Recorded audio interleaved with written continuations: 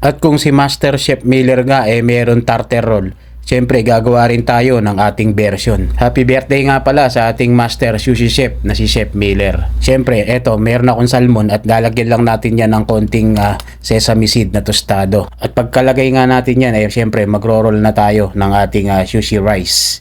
And then ibibilot-bilot lang natin yan ng pabilog. After nyan mga master ay kakatin lang na natin sa gitna yan.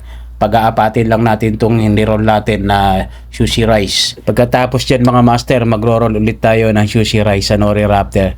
And then after nun, ilagay na natin yung kinat natin na sushi rice sa nori wrapper. And then ilalagay lang natin ulit sa ni-roll natin na sushi rice. And then ilagay na natin ang tobiko and ating salmon na may sesame seed. Bali ito mga master ay experiment ko lang to. Hindi ko pa alam kung anong magiging lasa na to mga master. After nyan mga master ay lalagyan ulit natin ng sesame seed paikot itong ating ni-roll na ating tiger roll. After nyan siyempre kakat na natin sa 4 na piraso. Then lagay na natin sa ating plate mga boss. And then lagyan ko lang ng sauce ng spicy mayo and Japanese mayo yan mga boss sa ibabaw.